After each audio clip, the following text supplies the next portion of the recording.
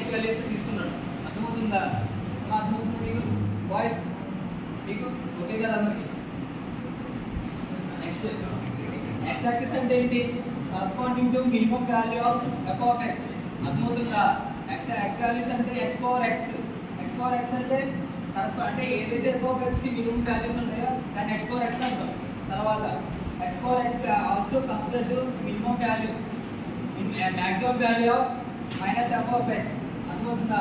ఏదైతే మనం నేను చెప్పింది ఎక్స్ పవర్ ఎక్స్ వాల్యూ అన్నా అది మాక్సిమం కన్సిడర్ వాల్యూ చేసింది అండ్ మినిమం రెండు కన్సిడర్ చేసింది.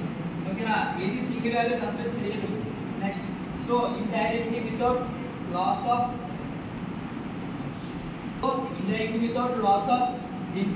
maximization problem can be solved as minimization.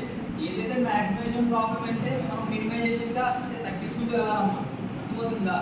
ఇప్పుడు మ్యాక్సిమైజేషన్ అంటే ఏంటి? సపోజ్ మనం వస్తున్న మ్యాక్సిమైజేషన్ అంటే ఏంటి? మ్యాక్సిమైజేషన్ అంటే పెంచుతాం, మినిమైజేషన్ అంటే తగ్గిస్తాం. ఇది కూడా అంతే. అర్థమవుతుందా? అంటే వాల్యూ తీసుకున్నాం కదా, సపోజ్ ఇక్కడ పవర్ ఏం పెడతాం? 4 పెట్టుకుంటాం. ఇక్కడ నేను 3 పెట్టాను, ఇక్కడ 2 పెట్టాను. ఇది 2x per 4 ఎంత అయితే? సపోజ్ ఎంత అయితే? 2x per 4 ఎంత అయితే? 24 ఎంత? చెప్పండి రా. ఎంత? 8. అర్థమైందా? అంటే మనం పవర్స్ తగ్గించుకుంటాం వచ్చేది. అర్థమవుతుందా మీకు? ఇక్కడ సపోజ్ హై పవర్ ఇచ్చాడు, సపోజ్ 4 ఇచ్చాడు. ఇక్కడ 2x per 4 ఎంత? 8 అయింది. మనకి ఎన్ని రాసాం?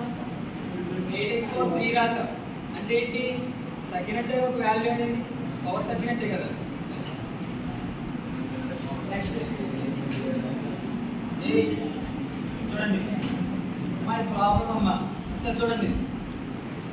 నెంబర్ ఆఫ్ వాల్యూస్ అంటే n number of values and m number of consistency. అర్థమవుతుందా? m number of consistency. p అనేది రిలేటెడ్ గా కాదు, needed not be related. p అనేది రిలేటెడ్ గా ఉండదు. ఈ ప్రాబ్లం ఏంటంటే ఏదైనా సరే n number of values and m number of consistency.